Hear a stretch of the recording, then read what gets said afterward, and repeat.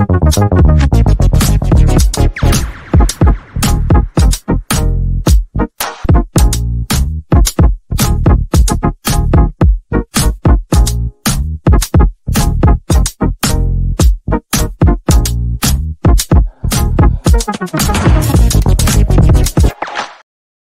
everybody, Russ on the West Ham Network. Hope you're safe and well. Happy Thursday. This week's gone very quick. And soon, a few weeks' time, we'll blink and the season's begun. But it's Hammers Headlines in association with the KUMB.com boys. Lunchtime today did my Rusty Rimmer roundup, as it's Thursday. Plenty to talk about, as per usual. 170 players we've been linked with, which is a bit radio rental, considering we've only been open officially for a month and 3 days. And Anton did a show this morning about Kudus. He's not for sale. And that sort of follows into some of the stories we're going to talk about today. But also don't forget to check out theseandotherbrand.com for your latest news, reviews, and opinions. So let's go and start like like Sonic, like Donkey Kong, whatever. I'm going to start with the Scholars. The Scholars. Now, the club announced today scholarships for nine lads on full-time scholarship contracts going ahead into the 2024-25 season. They were Olarenji Awisu, Maid Balagon, Lewis Beckford, David Chigueda, Andre Dyke, Edris Golombekis, Finley Hooper, Aaron Kamara, Chineza Nwosu, and Jonathan Unwin, and they were joined by family and friends as they put pen to paper at the Chadwell Heath training ground. Now, there's a few to note in there in that selection. Balogun and Chigueda, they were the ones we brought in from Man United and Man City, respectively. We know that David Chigueda is very highly regarded. In fact, he was actually, Fabrizio Romano gave it the whole "here we go" because they have high hopes for him in the club. And a bit of a coup for West Ham, really, taking him from Man City. Chinese Nwosu as well. He was a guy who was heavily linked with going to Man City and Liverpool and Arsenal and Man United, but decided to stay at West Ham, which is maybe a bit of a feather in the cap for the new regime at the London Stadium. And then also, special shout out to my boy, the boy on the little GIF thing that's moving around, Edris Golombekis. I am made up for the lad. He is brilliant. He's my pick of the bunch. This man, mark my words, he's going to be he's a baller already. He's a Lithuanian youth international I've seen him play under 18 level and he does look out of place. I've seen him play under 21 level. He does look under place. He's only 16, 17. He's 17, the lad. He's a really, really elegant ball playing. He plays centre half. He sort of played in the back, right of a back three as the academy, but he can also play midfield. And he is one to keep an eye out for. Edris Golombekis. Not only for his name, but you'll know he's got a shock of. He looks like. Do you remember when the origins for I'm for Blowing Bubbles and the soap advert? That's him. Just a few years later on. But yeah, congrats to all of them. And big up my boy, Edris Golombekis. He the man. As I said, he is a baller, as the kids say. So let's talk about the first team. Obviously, it's about the academy, the developments of the academy. Let's talk about the first team. Obviously, we've done the rumour roundup. Lots of rumours.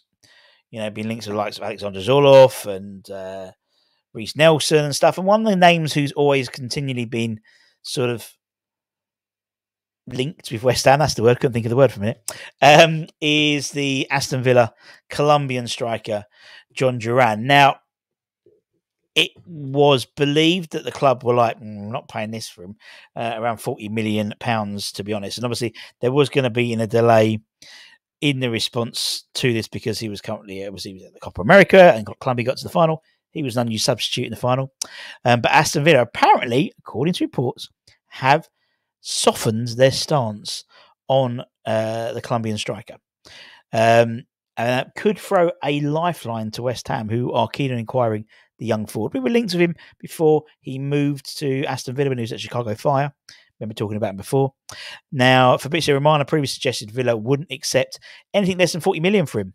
But a new report has said a change of strategy is potentially on the horizon and now they're reportedly willing to consider offers below that mark, provided they include substantial add-ons, which is what West Ham were looking to do, pay a lower fee with add-ons based on performance. Now, both Duran and Villa apparently seem to be in agreement regarding a potential transfer. The 20-year-old has reportedly, desired a move away this summer, and Villa are looking to let him go. Obviously, Villa looks like he'll be spending a bit of money on Amadou Onana and various others, and so it's going to be interesting to what we and Chelsea. Me and Chelsea initially went in for him, and they said no, and we went in a little higher up, and they said no, and sort of seeing a change in a softening of the approach for Villa may well mean we go back in for him. Maybe the fact that Villa we've gone away and put a bid in for Alexander Zholoff, apparently around £25 million, which we rejected. They wanted close to 32 million, the transfer release clause in for Villarreal. Maybe that's we've bluffed them, or maybe our reported interest in Dominic Calvert-Lewin might have ruffled a few feathers. Don't know. But we'll keep an eye on that, because that could be an interesting development in the next couple of weeks for sure. And lastly, let's talk about Lucas Paqueta. Now, as I said, alluding to, obviously, Anton spoke about this morning about Kudus, and I think it was a report from, was it Claret and Hugh? Yes, from Claret and Hugh. That said, that from their senior source, that the club, that Mohamed Kudus is going nowhere, 100% staying. And that came as speculation as Al Nazir and another couple of other Saudi Pro League clubs had offered him a huge salary in excess of 250,000, 300,000 a week. But it was also mentioned in the article that they were looking at Lucas Paqueta as well.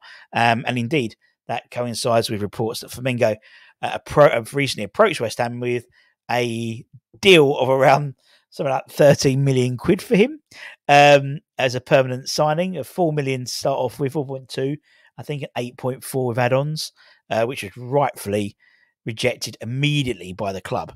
But the news has broken yesterday that Lucas should be available for the majority of next season. His agents and lawyers have been attempting to delay the client's disciplinary hearing with the FA as long as possible, meaning the case is unlikely to be heard until next year. They insist a lengthy amount of time to prepare for a defence, to prepare witness statements, with the availability of the best barristers in town as a major factor. And as reported in the Times yesterday, that could mean that he could end up playing the majority, or maybe of all of the coming season before that case is decided. However, that was slightly cold waters on that. In that Sean Weston from West Ham Football Twitter said today that sources close to the club think Lucas Paqueta's case is unlikely to be delayed until the end of the coming season. More realistic would be the end of January as the more realistic prediction, which could mean another 2 transfer windows, i.e. not this one counting as one, and then the January transfer window counting as another. So that's what could happen. And then Odaya, the Brazilian newspaper, reported today that despite their initial offers of 13 million, 40 million pounds being turned down for Lucas Paqueta, Flamengo plan to make another bid once Paqueta returns from holiday, adding that obviously the Hammers want to recoup more of the 50 million pounds that we spent on him 2 years ago, and that the club will rely on Paqueta himself, potentially softening rely on Paqueta himself in terms of softening their stance if they were to strike a deal. So, we're led to believe he has interest in maybe staying in Brazil. There's interest in the fact that he will be available probably at least to the end of January to play before any sort of the case is heard, before any sort of judgment is made on it. So again, it's going to be fascinating to see what the outcome of this is. Doesn't help us in terms of our pre-season plans. But in essence, all the international players are still away from the Euros and the Copa America. They'll be back. Is it the end of next week?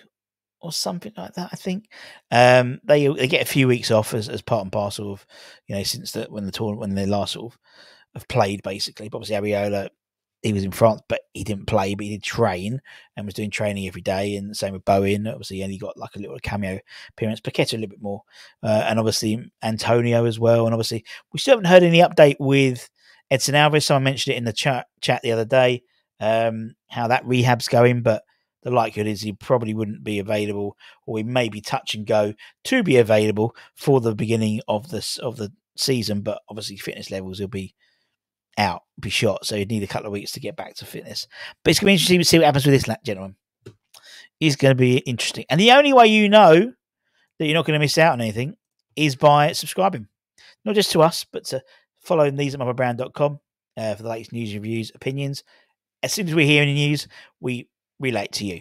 And as I said, go back and check out our transfer room roundup this afternoon at lunchtime and all that good stuff. And as I said, if you are in the East London area, make sure you keep an eye on your socials during the weekend, particularly West Ham socials, West Ham Network socials, Twitter, TikTok, maybe a bit of YouTube possibly, because there may well be another round of the scavenger hunt, whether it is the Saturday scavenger hunt or the Sunday scavenger hunt. We'll keep you guessing, because basically I don't know what I'm doing over the weekend. So it's going to be one or the other. And for anyone who's like, what the fuck's about? We will, last week, I dropped off two of these beauties at two West Ham related areas. It was the 1966 statue opposite the bowling, and at the Brooklyn Bonds mosaic on the corner of Erkins, down there. So where am I going to be to this week? Who knows? I don't even know yet. So how are you meant to know? But anyway, take care, stay safe, stay warm, stay humble, keep the faith, and come when you blow the iron.